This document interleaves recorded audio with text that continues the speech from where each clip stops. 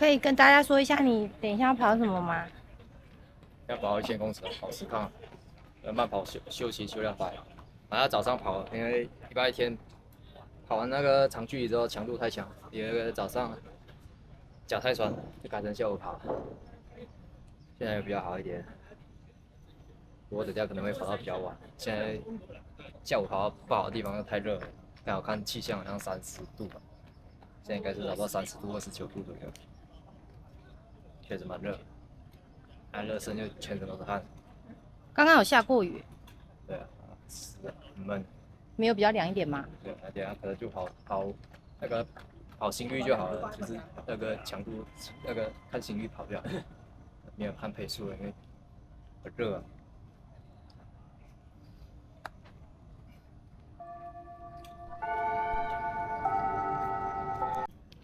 刚刚好像没有问到配速配速要配多少？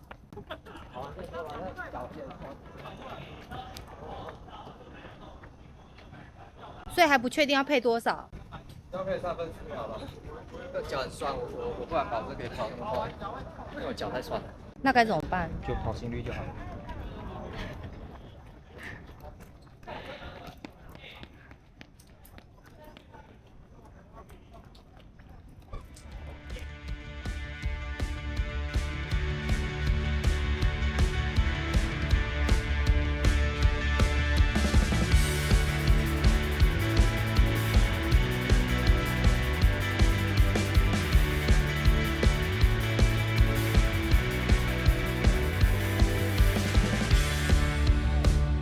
加油！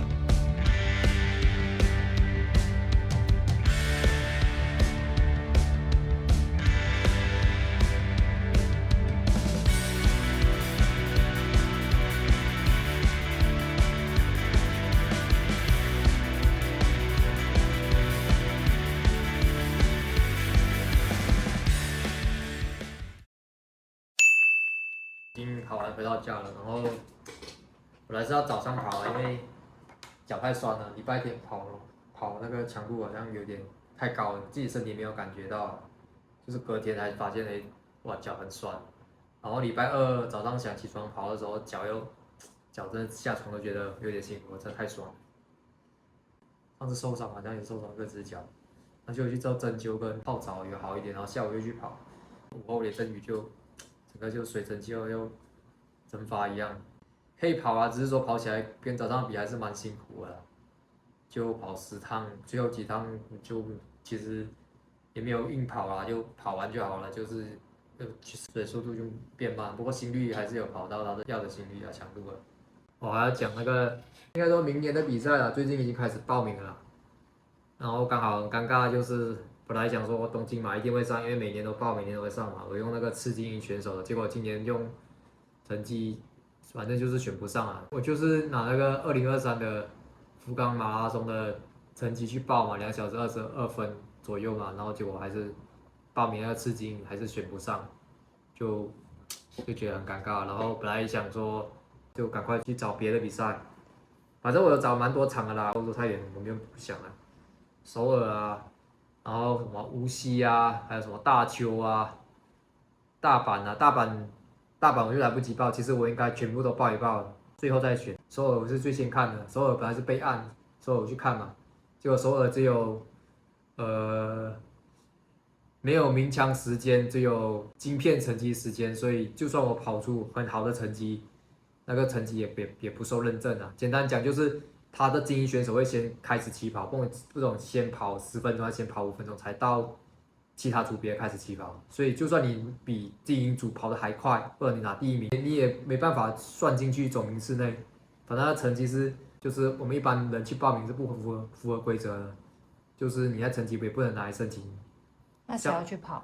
就一般市民吧，就是比较不注重那个什么国际田径协会的成绩，就会有人去跑吧。像我，因为我以后可能是要报名其他就是代表国家赛事的比赛才会就是比较标准的比赛了，反正就是首尔就不能报了嘛。然后大阪就来不及报嘛，然后我还有去看什么大邱，大邱好像是2月底吧，也快开始报，9月10几号就开始报。大邱好像他们说也是嘛，说蛮好跑的。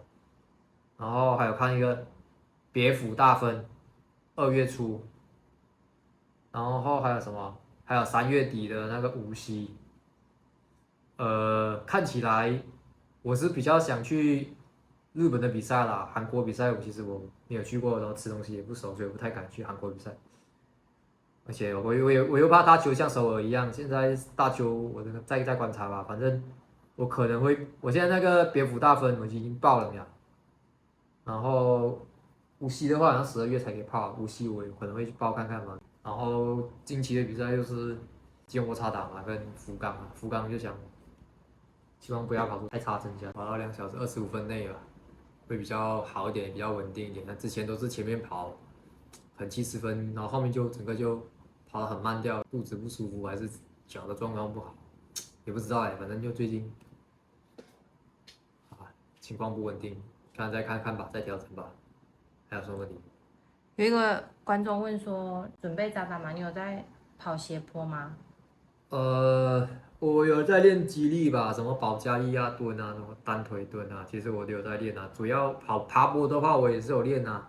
有时候懒得出门的话，我就可能就跑步机嘛，跑步机可能调那个坡度调5，然后时速可能就调18或19之类的，差不多跑了一个200公尺的距离，然后就再休2分钟，再跑下一档。有时候我会出去学校那边跑一个斜坡啦，跑斜坡是200公尺左右，或者跑100公尺左右，然后跑个10几趟。我的话是这样练啊，一个礼拜至少会练1次吧。后面调整的话就不会练了，就不会特别去练斜坡，可能只有2、3周就还是以针对速度跟跑马拉松配速为主啊，就不会练这种短距离冲刺。好吧，大家有什么问题的话就下面留言，然后谢谢，拜拜。